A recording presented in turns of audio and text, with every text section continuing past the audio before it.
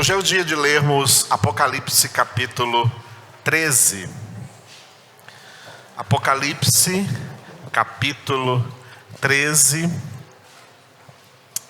Glória a Deus. Este capítulo vai tratar acerca de dois personagens, claro, malignos. Dois personagens malignos que sempre existiram, sempre atuaram no mundo em concordância com o príncipe desse mundo, o pai da mentira, mas que nos 7 anos da grande tribulação terão uma maior influência sobre a humanidade. Então, entenda bem, esses dois personagens não vão aparecer e agir apenas nos 7 anos da grande tribulação. Eles estão agindo o tempo inteiro no mundo, juntamente com o diabo, para fazer aquilo que está descrito pelo apóstolo João em 1 João 5,19, onde ele disse: sabemos que somos de Deus, mas o mundo inteiro jaz no maligno. O mundo jazer no maligno representa o mundo escravo, a humanidade escrava de Satanás e debaixo aí das ações malignas do diabo. E o diabo, para suas ações malignas, ele tem um exército que representa uma terça parte dos anjos, como foi visto no capítulo 12, Satanás representado pelo dragão, que com a sua cauda derrubou uma terça parte das estrelas do céu. Essas estrelas do céu representam uma terça parte dos anjos que o diabo, quando ainda era um anjo lá no céu, conseguiu contaminar para o seu lado, contaminar com o pecado. Esses anjos, criados em estado de santidade, se transformaram em demônios e, juntamente com o seu líder, Satanás, foram expulsos do céu, como nós vimos em Apocalipse capítulo 12. É claro que para fazer com que as suas maldades se estabeleçam no mundo, na humanidade escrava, e o que dá à humanidade o status de escrava do diabo, os homens serem escravos do diabo, é o pecado. Todos pecaram e destituídos foram da glória de Deus. E, portanto, se não se sujeitaram a Deus, automaticamente se sujeitaram ao diabo. O homem foi criado em estado de sujeição. Por isso, de qualquer maneira, o homem sempre está sujeito. Ou ele está sujeito a Deus, para a glória, para a salvação, para o bem, ou ele está sujeito a Satanás, debaixo do império das trevas, debaixo do domínio do diabo. Não existe um outro lugar para nenhum homem estar. Não existe outro status espiritual para o homem. Ou o status espiritual dele é de sujeição a Deus, ou se não, o status espiritual dele é de sujeição ao diabo, e o diabo faz dele, como diz aí no popular, gato e sapato. Por isso o mundo inteiro, o mundo ali significa a humanidade inteira jaz no maligno. E o diabo tem as suas artimanhas, ele usa todos os demônios que caíram com ele, tá? E usa também todos os ímpios que são seus escravos pela sua natureza pecaminosa, adâmica, da qual esses ímpios não se converteram, ou melhor dizendo, não foram convertidos a Cristo Jesus. O diabo então usa para escravizar a própria humanidade, usa demônios que estão a seu dispor e usa ímpios que também estão a seu dispor, são escravos, servos de Satanás. No meio dessas obras do diabo, ele levanta duas entidades demoníacas, que aqui no capítulo 13 de Apocalipse são denominadas de duas bestas. A palavra bestas não é aquele no sentido de que, que gente besta, né? É naquele sentido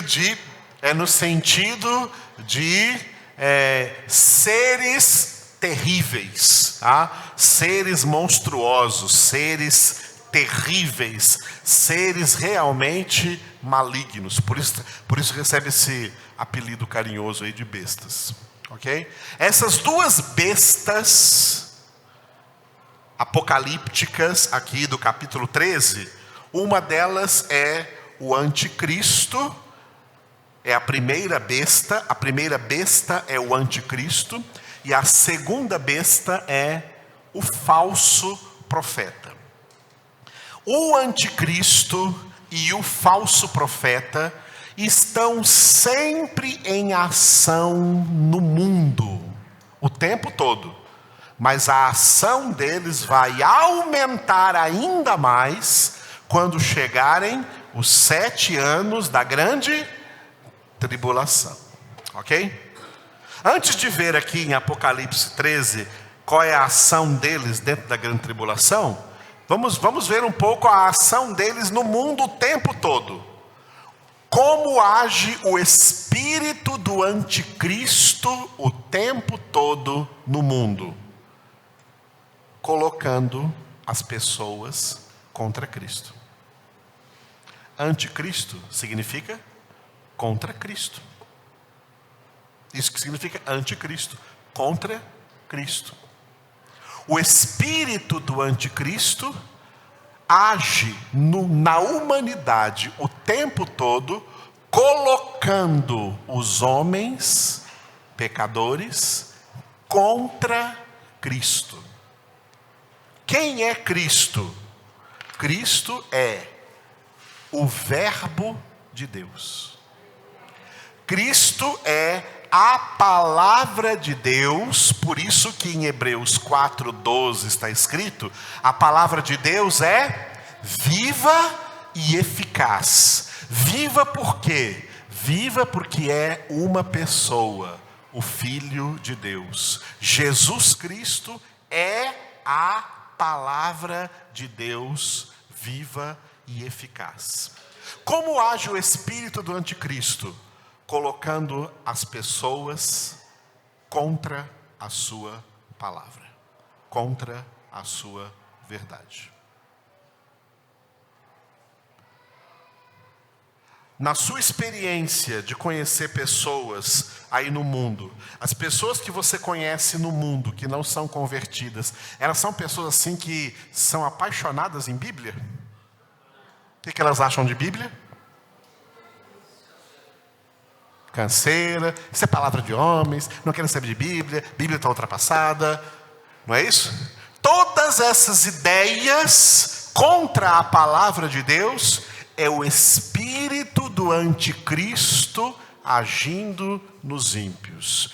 O espírito do anticristo, que é diabólico, que é satânico, que é obra de Satanás, age nos ímpios, fazendo com que eles sejam anticristãos, antibíblicos, anti-evangélicos, tenham aversão à palavra de Deus, não gostem dela de jeito nenhum.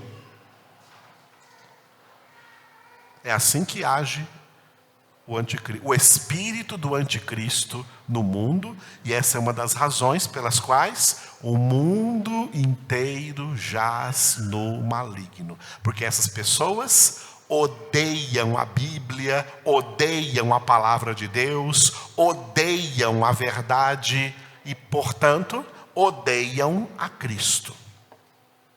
Ao mesmo tempo das ações do espírito do anticristo que age no meio de toda a humanidade o tempo todo, colocando os homens contra Cristo, de várias maneiras, também existe no meio das entidades diabólicas o espírito do falso profeta. Como age o espírito do falso profeta? O espírito do falso profeta age em toda a história da humanidade, criando heresias,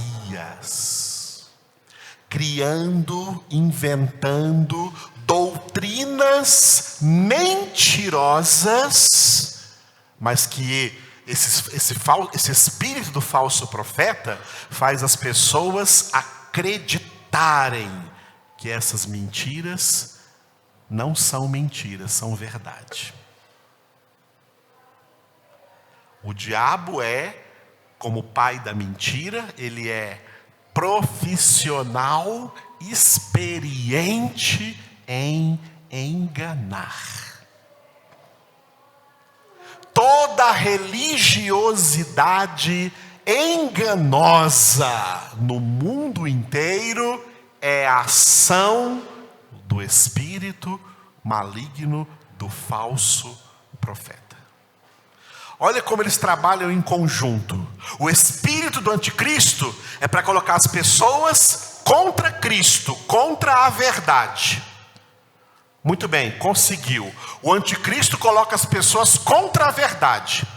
E o falso profeta entra, completando do outro lado essa obra maligna, fazendo-as acreditar em alguma espécie de religiosidade, e elas se firmarem nessa religiosidade aí, achando que então por essa religiosidade estão salvas.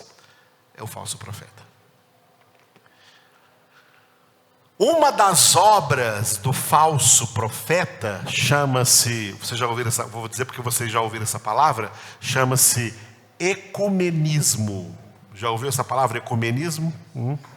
Ecumenismo é uma das obras do falso profeta, porque o ecumenismo é a pregação da união das religiões, união das crenças, que todos podem estar juntos, porque Deus é um só. Ainda falam assim: Deus é um só, todo mundo é filho de Deus, então toda religião é boa, então as religiões têm mais é que se unirem, porque se as religiões se unirem, o mundo ficará melhor. Isso é ecumenismo. Esse é trabalho do falso profeta, do espírito do falso profeta.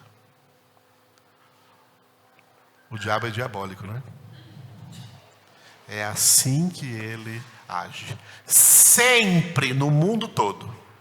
Só que na grande tribulação, quando chegar a grande tribulação, essas duas entidades estarão com a maior potência de toda a força que elas jamais imaginaram ter. O anticristo estará tão poderoso na grande tribulação que ele vai se encarnar na figura de um homem para imitar Cristo, que também foi, sendo Deus, encarnado em figura humana. Dessas duas bestas, o anticristo será um homem aí que vai surgir dentro da grande tribulação. Tá? Um homem descrito pelo apóstolo Paulo em 2 Tessalonicenses, capítulo 2. Depois você lê lá, tá? O homem da iniquidade, o homem iníquo que vai se manifestar aí dentro da grande tribulação. O falso profeta não será como o anticristo. Não vai ter um homem, tá? Não será um homem se dizendo profeta, que esse aí então será o falso profeta. Não. O único das duas entidades que será encarnado será o anticristo. Mas o falso profeta não. O falso profeta continuará como sempre esteve. Ele é uma entidade enganando os homens com os falsos sensos religiosos, falsas doutrinas religiosas que envolvem doutrinas cristãs, né? Pseudo-cristãs ou não cristãs, que não tenham cunho cristão. Mas é religião que faz o bem para todo mundo. E nessa máscara de fazer o bem, faz todo mundo pensar que é de Deus, quando na verdade é do diabo. Essas duas entidades malignas sempre agiram juntas. Estão agindo nesse momento aí. Ajudando ao quê? Ajudando que o mundo continue jazendo no maligno, debaixo dos poderes de Satanás. E agem de uma certa maneira como que vacinando as pessoas contra o Evangelho. Você está vendo aí que as pessoas hoje em dia, São Paulo, Rio de Janeiro, Minas Gerais, estão sendo vacinadas contra a febre amarela? O que é uma vacina? Para não deixar aquele vírus, né, infectar a pessoa. Pois bem, o que o anticristo, o que o espírito do anticristo e o espírito do falso profeta fazem é vacinar as pessoas contra a verdade, contra o verdadeiro evangelho de Cristo, contra a palavra de Deus. Por isso, quando alguém chega para pregar o evangelho para qualquer uma dessas pessoas, elas já estão cheias de resistência, elas já estão cheias de resposta na boca, elas já sabem tudo o que dizer contra, porque a cabeça delas já está feita pelo anticristo e pelo falso profeta. Que encontraram lugar para fazer suas obras na vida dessas pessoas por causa do seu pecado. Por isso que uma conversão legítima, amados, só ocorre por um genuíno milagre de Deus, que faz com que a sua palavra penetre na mente daquele que ele quer convertido, e a palavra entra então anulando sofismas e toda altivez que se levanta contra o conhecimento de Deus e levando todo o pensamento cativo à obediência de Cristo Jesus. Foi assim que aconteceu comigo. Foi assim que aconteceu com você? Porque nós também jazíamos no maligno. Mas Ele, o Pai, nos libertou do império das trevas e nos transportou para o reino do Filho do seu amor, em quem temos a redenção, a remissão dos pecados. Colossenses 1, 13, 14.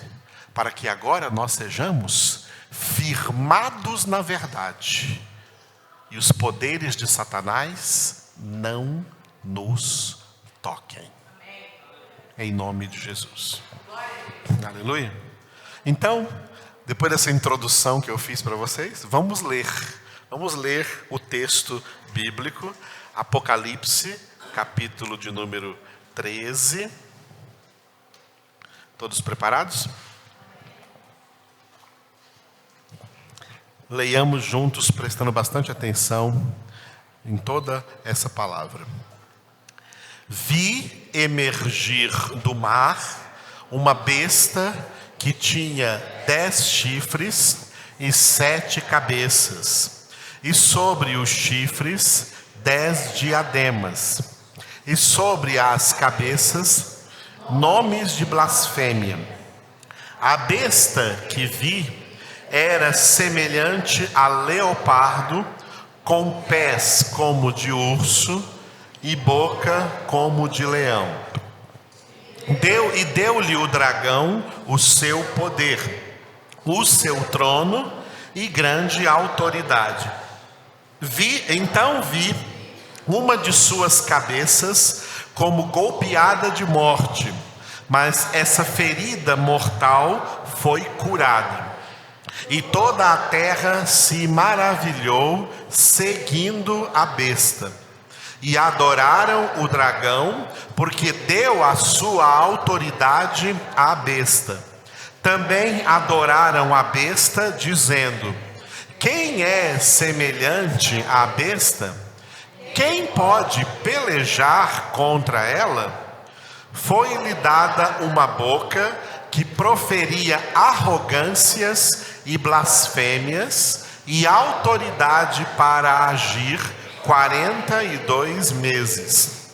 E abriu a boca em blasfêmias contra Deus, para lhe difamar o nome e difamar o tabernáculo, a saber, os que habitam no céu. Foi-lhe dado também que pelejasse contra os santos e os vencesse. Deu-se-lhe ainda autoridade sobre cada tribo, povo, língua e nação, e adorá-la-ão todos os que habitam sobre a terra, aqueles cujos nomes não foram escritos no livro da vida do Cordeiro, que foi morto desde a fundação do mundo. Se alguém tem ouvidos, ouça. Se alguém leva para cativeiro vai. Se alguém matar a espada, necessário é que seja morto a espada. Aqui está a perseverança e a fidelidade dos santos. Vi ainda outra besta emergir da terra. Possuía 2 chifres, parecendo cordeiro, mas falava como dragão. Exerce toda a autoridade da primeira besta na sua presença. Faz com que a terra e os seus habitantes adorem a primeira besta, cuja ferida mortal fora curada. Também opera grandes sinais, de maneira que até fogo do céu faz descer à terra diante dos homens. Seduz os que habitam sobre a terra por causa dos sinais que lhe foi dado executar diante da besta, dizendo aos que habitam sobre a terra que façam uma imagem à besta, àquela que, ferida a espada, sobreviveu. E lhe foi dado comunicar fôlego à imagem da besta, para que não só a imagem falasse, como ainda fizesse morrer quantos não adorassem a imagem da besta. A todos os pequenos e os grandes, os ricos e os pobres, os livres e os escravos, faz que lhes seja dada certa marca sobre a mão direita ou sobre a fronte, para que ninguém possa comprar ou vender, senão aquele que tem a marca, o nome da besta ou o número do seu nome.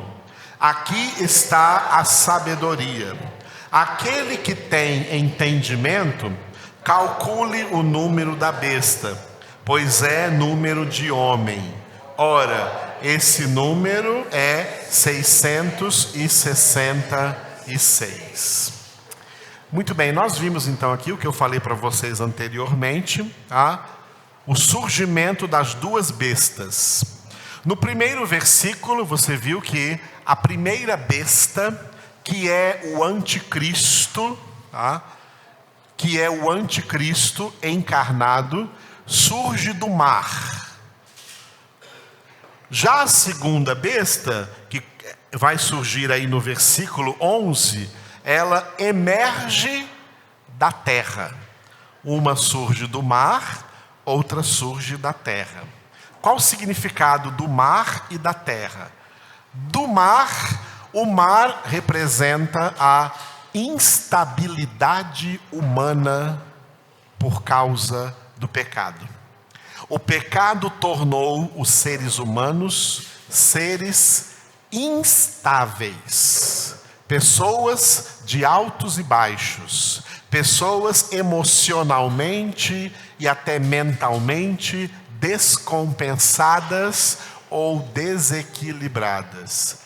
Esse é o campo perfeito para o anticristo surgir. Por isso ele surge do mar. A segunda besta surge, que é o falso profeta, que eu expliquei antes, surge da terra.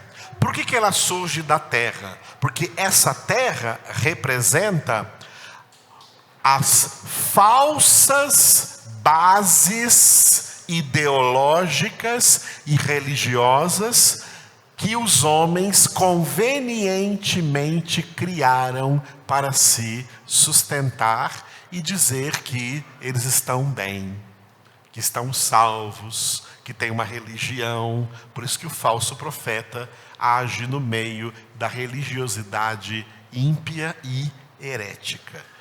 Essa é a ação dessas duas bestas, que estão agindo já o tempo todo no mundo, como eu falei, e estarão agindo fortemente dentro da grande tribulação. O Apocalipse é um livro profético. Tá? O Novo Testamento ele tem 4 livros históricos, que são os Evangelhos e o livro dos Atos dos Apóstolos.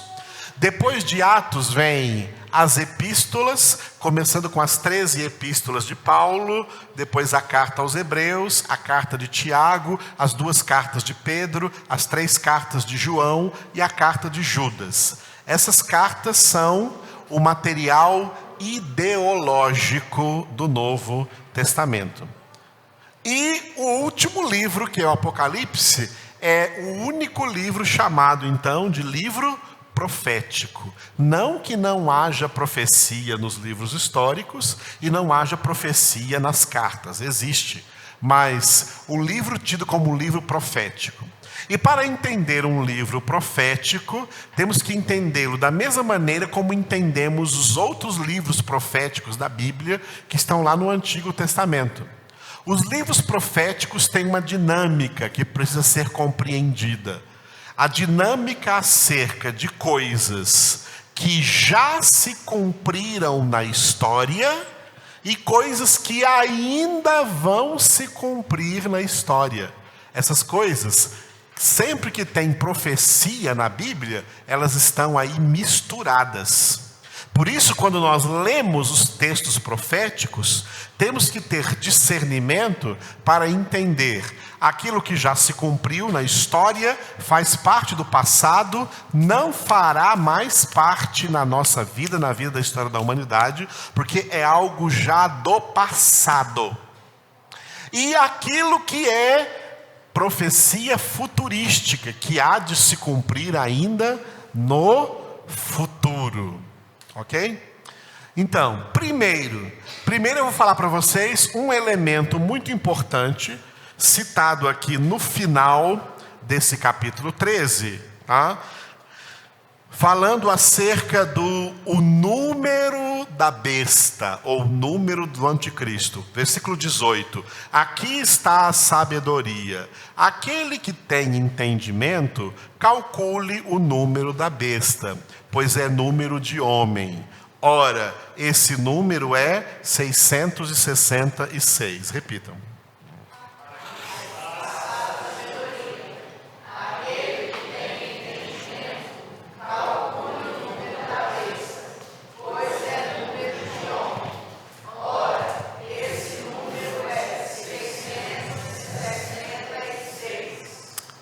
Aleluia. Amados, na dinâmica da profecia, entrou aqui na citação do livro um homem cujo número desse homem é 666 ou 666, e esse homem é um elemento já cumprido na história. Não vai existir mais. Essa história do 666 já passou. Foi um homem que já existiu, ele existiu no primeiro século. O anticristo, que vai ser encarnado na grande tribulação, é uma sombra desse homem. É uma sombra desse homem, mas não é mais esse homem, ok? Para entendermos esse homem 666, nós temos que entender os números representados, os valores numéricos representados no alfabeto de uma das línguas mães da Bíblia, que é o alfabeto hebraico. O que vocês têm aqui nesse quadro aqui, tá? É o alfabeto da língua hebraica, a língua que foi escrita o Antigo Testamento, tá? Esses nomes esquisitos aí são o nome das letras, tá? As nossas letras são o quê? A, B, C, D, E, F, G, H, não é isso? As letras hebraicas são Aleph, Bet, Gimel, Dalet, Rei, Vav, Zain, Het, Tet, Yod, Kaf, Lamed, Mem, Nun, Samek, Ain, Pe, Tzadeh, Kof, Resh, Shin e Tav. Na língua hebraica, os números são representados por essas letras do alfabeto.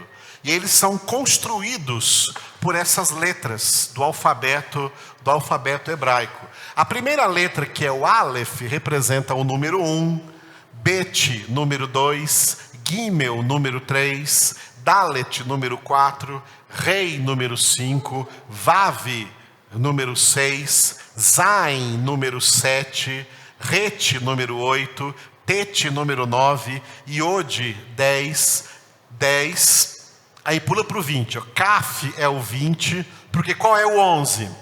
O 11 vai ser o Yod mais o Aleph, 10 mais 1.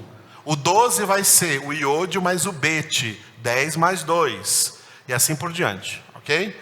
Então passa agora para decimais, né?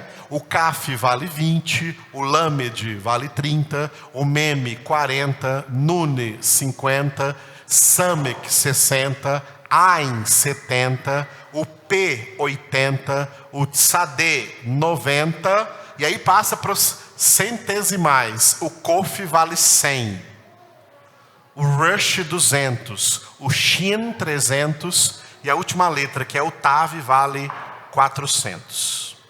Ok?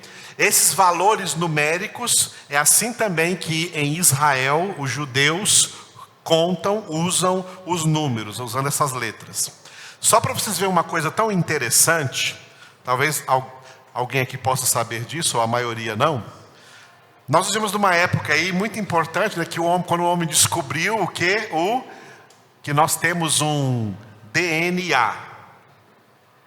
Já ouviram falar do DNA? Né? DNA, que é a marca registrada aí de toda a nossa origem. Cada um de nós tem um DNA.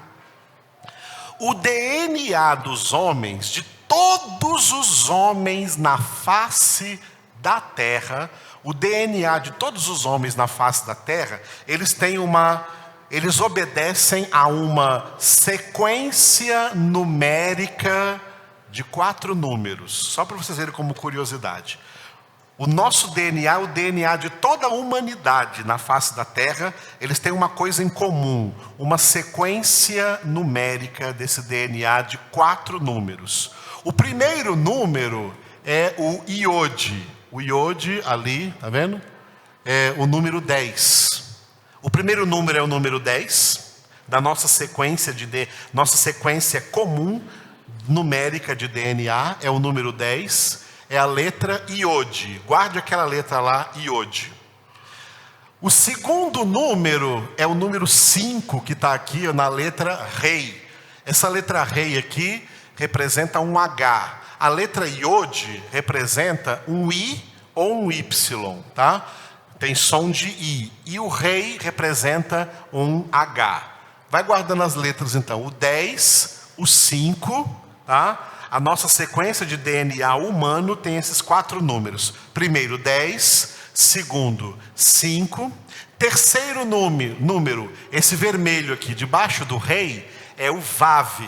O Vav é o nosso W, tá? É o nosso W. O Vav, ele tem o valor número 6. A sequência do DNA é essa: 10, 5, 6. E o quarto número repete de novo o número 5, que é a letra rei. Pegando essas 4 letras, Iode, rei, Vav e rei, forma-se o nome Jeová. O nome de Deus está gravado no DNA de todos os homens. Entenderam? Porque o homem foi chamado à existência por Jeová. Foi chamado à existência por Deus. Interessante isso, né, irmãos? Pode pesquisar, vocês gostam de pesquisa? Pode pesquisar se isso não é verdade. Ok? Muito bem. Existiu um personagem na história do cristianismo muito rude, muito terrível, que foi um dos cabeças do Império Romano. O Império Romano tinha como cabeça sempre um rei. E esse rei ganhava o nome de César. Não importa qual fosse o nome original dele, não que a mãe dele deu para ele. Quando ele chegava a ser rei, o nome dele era César. E na linguagem do Império Romano, eles sempre saudavam como Ave César, né? O César, salve aí o nosso rei, salve aí o César. O Império Romano, ele é representado lá na profecia de Daniel e também na profecia de Joel. Na profecia de Joel tem 4 gafanhotos, tá? 4 gafanhotos que nós podemos ler. Vamos abrir aí rapidamente em Joel, só para nós identificarmos aqui. Joel, capítulo 1, versículo 4. Joel, capítulo 1, versículo 4. É um versículo só, então é fácil de lermos juntos. Aqui, ó. O que deixou o gafanhoto cortador, comeu o gafanhoto migrador. O que deixou o migrador, comeu o gafanhoto devorador. O que deixou o devorador, comeu o gafanhoto destruidor. Leiam vocês.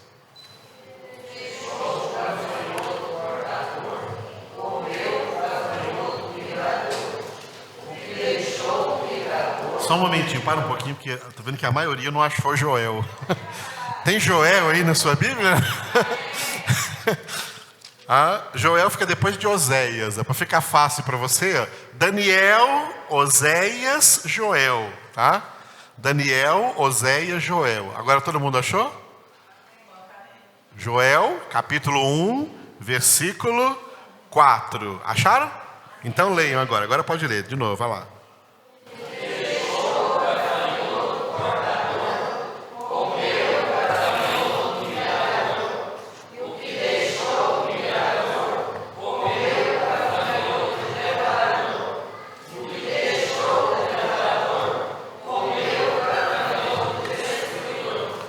Esses 4 gafanhotos representavam 4 impérios que dominaram sobre a nação de Israel.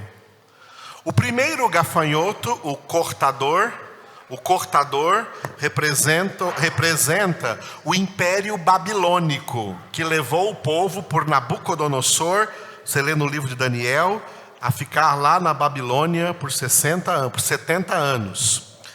Quando a Babilônia perdeu o poder, quem tomou o poder dela foi o gafanhoto migrador.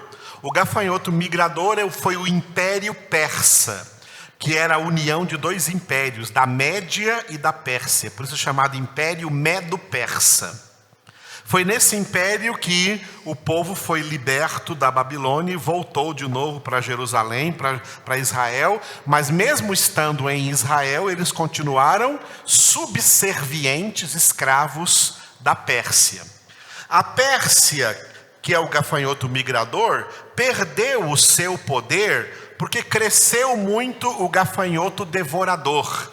O gafanhoto devorador representa a Grécia. Na época de Alexandre o Grande, Alexandre Magno, a Grécia quase conquistou o mundo inteiro. A Grécia está aqui representada pelo gafanhoto devorador. Mas a Grécia perdeu o seu poder e um outro império muito poderoso cresceu e foi aqui representado pelo gafanhoto destruidor. Esse foi o Império Romano. E o Império Romano dominava sobre Israel 200 anos antes de Cristo e depois de Cristo continuou ainda dominando sobre Israel, o Império Romano. Esses 4 gafanhotos aqui, eles se encontram também em Daniel capítulo 7. Quando Daniel teve a visão, ao invés de ter como Joel... Para Joel, Deus deu a visão de 4 gafanhotos. Para Daniel, Deus deu a visão de 4 animais. O primeiro animal, semelhante a um leão, ele representava a Babilônia. O segundo animal, parecido com um urso, ele representava a Pérsia. O terceiro animal, parecido com um leopardo, representava a Grécia. E o quarto animal não era parecido com nenhum animal da fauna, com nenhum bicho existente. Ele era um monstro irreconhecível. E esse monstro irreconhecível é o gafanhoto devorador aqui, o Império Romano. E na profecia de Daniel, ele conta que os 3 primeiros impérios, os 3 primeiros animais, o leão, o urso e o leopardo, e os 3 primeiros gafanhotos, o cortador, o migrador e o devorador, representam reinos que tiveram o seu apogeu, o seu auge, e depois decaíram e perderam para sempre o seu poder.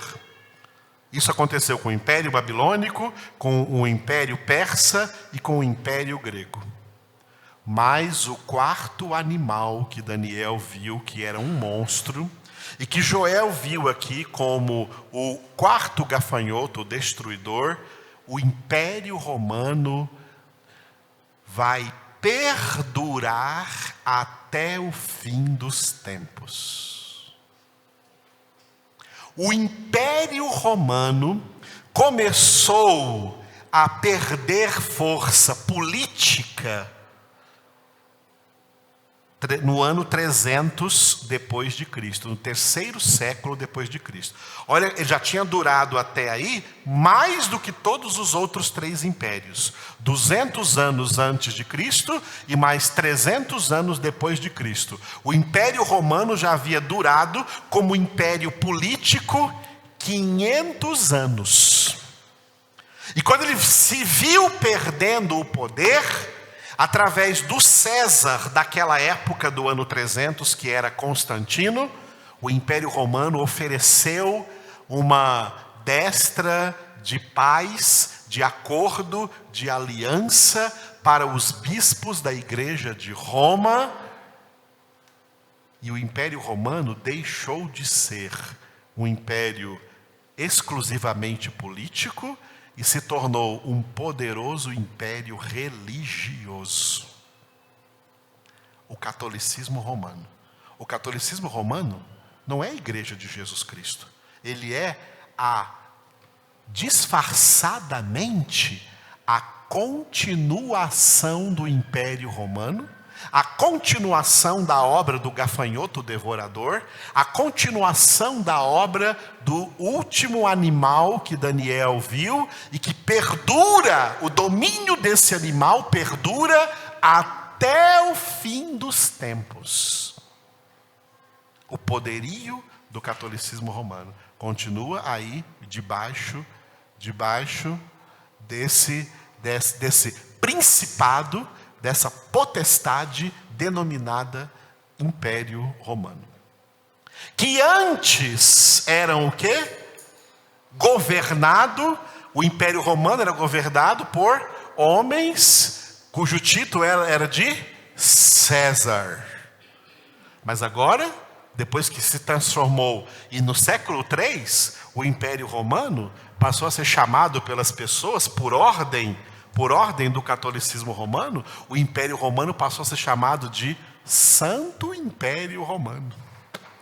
Um império corrupto, sujo, prostituto, idólatra, mas todo mundo tinha que chamar de Santo Império Romano. Uma vez abarcado pelo catolicismo romano, cuja sede continua sendo lá em Roma,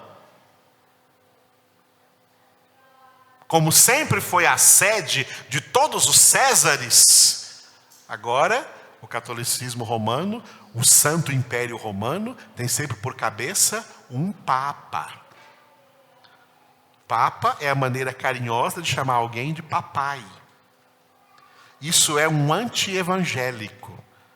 Anti-evangelho, anti-bíblia, anti-cristianismo, porque Jesus falou assim: a ninguém chameis de pai sobre a terra, porque um só é o vosso Pai que está no céu.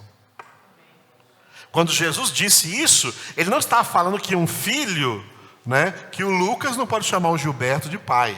Não, um filho pode chamar seu pai de pai, sim. Jesus não estava proibindo isso. Jesus estava falando isso em termos de espiritualidade. E que se tornou aí em termos religiosos. O catolicismo romano, a cabeça dele é alguém chamado Papa, papai. E os líderes que são subservientes a esse Papa, estão nas paróquias católicas, são chamados de padres. Papa, papai em italiano, e padre, pai em espanhol. Numa franca desobediência a Jesus, que disse: a ninguém chameis de pai sobre a terra, porque um só é o vosso Pai, e vós sois todos irmãos. Quando o Império Romano, então, que agora é disfarçado aí, e o César atual, os Césares atuais na história são papas. Quando era o império político, nos 500 anos, teve várias dinastias de Césares. Um deles foi um chamado Nero. Volta um pouquinho.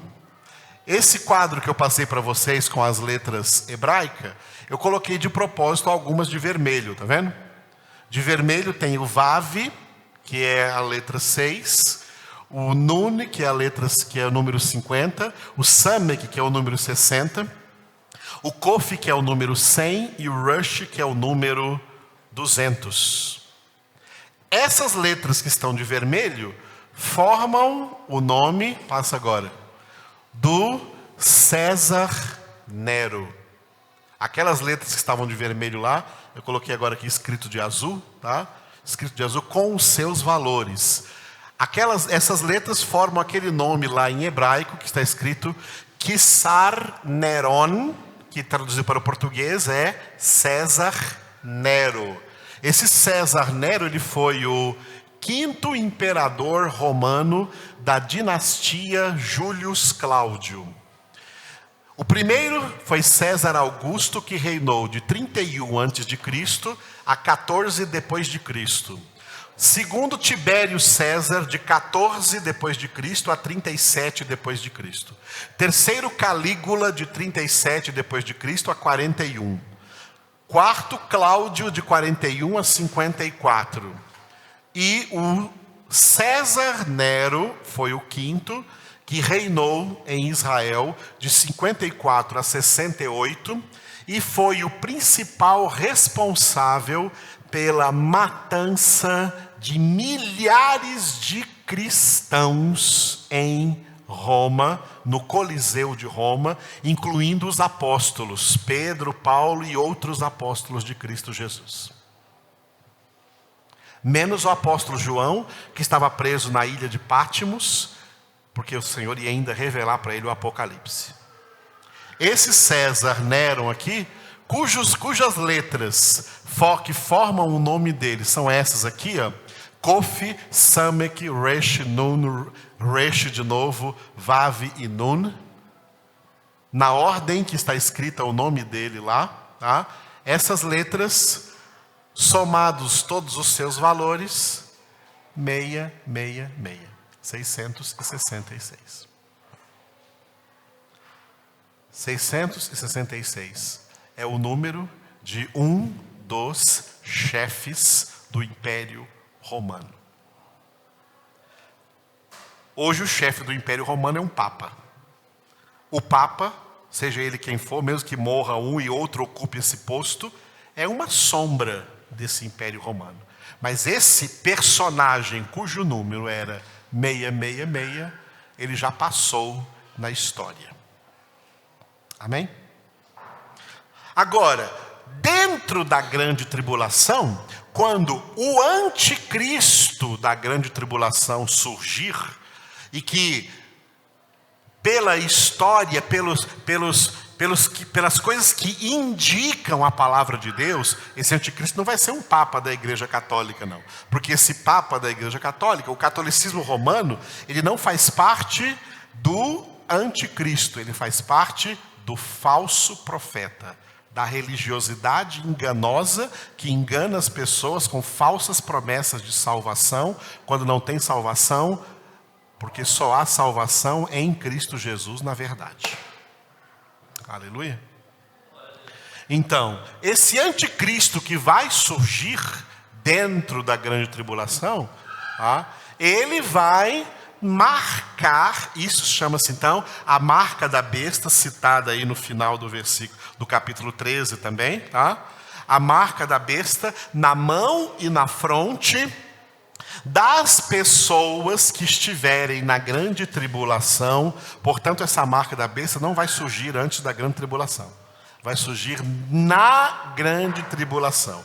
Por isso, antes da grande tribulação, não há profecia bíblica nenhuma dizendo que a marca da besta vai surgir antes da grande tribulação. A profecia está dizendo que a marca da besta vai surgir dentro da grande tribulação. Por isso, antes da grande tribulação, essa marca não surge. Tá? Quando surgiu a televisão, o povo achava que quem tinha televisão, a televisão era a marca da besta. Quando surgiu aí códigos de barras, as pessoas acharam que o código de barras era a marca da besta. Agora, hoje em dia, estão falando de um chip que vão implantar com os dados das pessoas. Cuidado que isso aí pode ser a marca da besta. Não, a Bíblia não fala nada disso. O que a Bíblia diz é que essa marca da besta será executada, implantada dentro da grande tribulação, não antes da grande tribulação.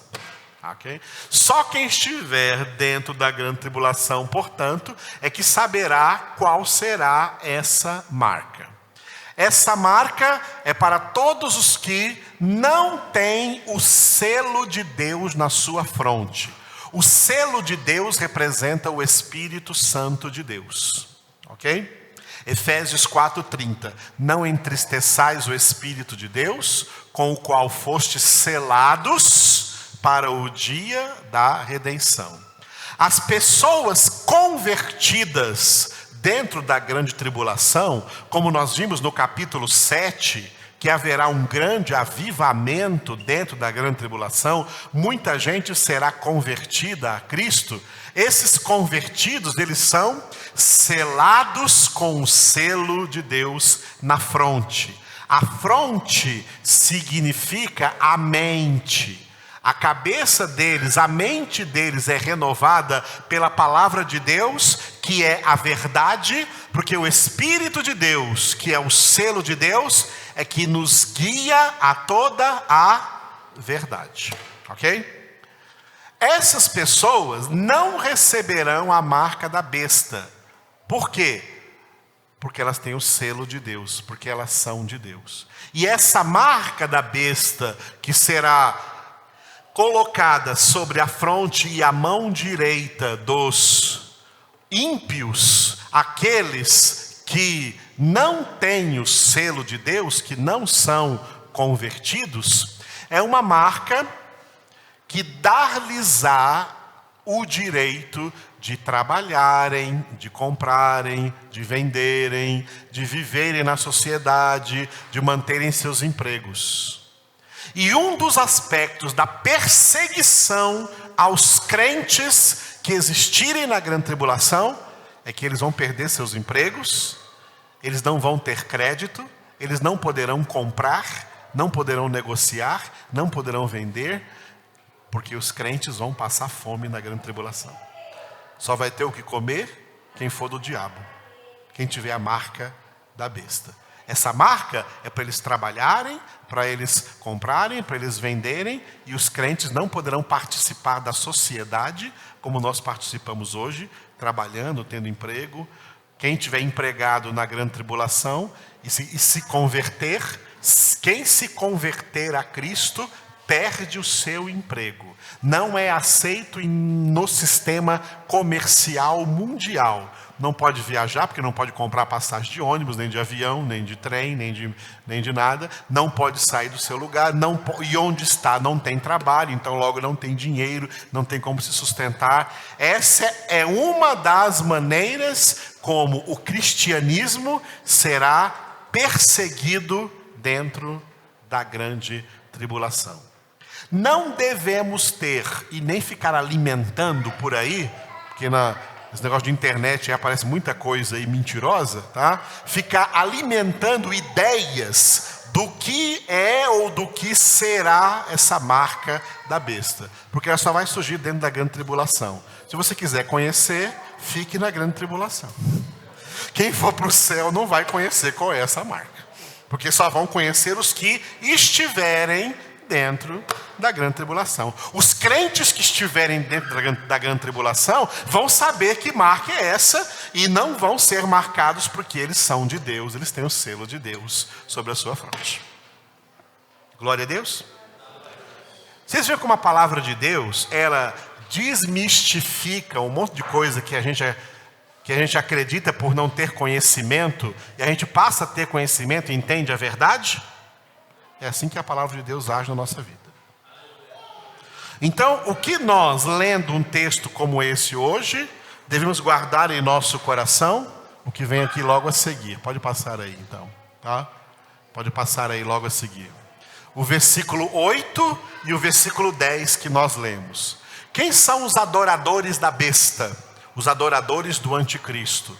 Adorá-la-ão todos os que habitam sobre a terra, aqueles cujos nomes não foram escritos no livro da vida do Cordeiro, que foi morto desde a fundação do mundo. Quem tem o nome escrito no livro da vida do Cordeiro, não vai adorar a besta lá dentro da grande tribulação. Vai adorar o Senhor Jesus. Vai adorar o Cordeiro de Deus. A igreja dentro da grande tribulação, a igreja de Cristo dentro da grande tribulação, vai sofrer perseguições similares a que a igreja sofreu no primeiro e segundo séculos, com muitos mártires, muita gente morrendo por amor a Cristo Jesus. E por isso o Apocalipse 13:10 termina dizendo: aqui está a perseverança e a fidelidade dos santos. Leia só essa última frase.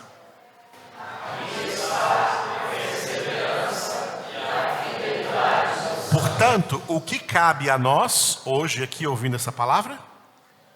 Ser perseverantes e ser fiéis. Perseverantes na nossa santificação e fiéis à palavra de Deus, ouvindo-a e praticando-a na nossa vida. Aleluia. É maravilhoso, né, irmãos? Meditarmos na palavra de Deus. Sábado será o capítulo 14, domingo capítulo 15, não faltem nesses 2 dias. Domingo será a nossa ceia. E depois de amanhã, a nossa segunda aula de Romanos no seminário, viu? Quem não veio na primeira, as matrículas continuam abertas. Venha na sexta-feira, em nome de Jesus. Vai ser de grande valia para a sua santificação. Oremos ao Senhor. Pai Celestial, obrigado por essa palavra que o Senhor nos deu essa noite, revelando-nos coisas tão importantes para a nossa santificação. Nós te louvamos, Senhor, por estarmos aqui recebendo, ouvindo tais palavras, sendo pela tua palavra e pela tua presença edificados para a tua glória, em nome do Senhor Jesus. Toca, Senhor, em todos quantos vieram essa noite e que ouviram essa palavra, e que seus corações sejam consolados, confortados pela tua presença, e eles sejam cheios com o teu Espírito Santo. Abençoa o trabalho daqueles que estão trabalhando, o estudo daqueles que estão estudando, dá saúde para as famílias, cura, Senhor, toda enfermidade física, mental, emocional, principalmente espiritual. Cura, Senhor, o sistema nervoso agora de pessoas aí que tem problemas no sistema nervoso, e o Senhor me mostra nesse momento que o Senhor está curando esses irmãos em nome de Cristo Jesus. Cura, Senhor, pessoas que estão com problema de circulação sanguínea agora, que esse sangue possa circular da cabeça à planta dos pés, Senhor. Desobstrui, Senhor, as veias, as artérias, para que o sangue dessas pessoas possa circular bem e elas tenham saúde em todo o seu corpo. Cura, Senhor, o interior, cura a respiração, pessoas que estão com problema respiratório, ajude elas a respirarem melhor, Senhor. Tira agora toda a falta de ar e dá a elas uma respiração perfeita agora em nome de Cristo Jesus. Pessoas que têm alguns tumores agora, esses tumores vão desaparecer em nome do Senhor Jesus. Tira agora, Senhor, todo tumor, toda doença, toda enfermidade. Pelas tuas pisaduras nós fomos curados. E nós recebemos essa cura, Senhor, de Ti agora. Recebemos a cura divina, em nome de Cristo Jesus. Obrigado, Senhor. Te louvamos, ó Deus. Te adoramos, Senhor.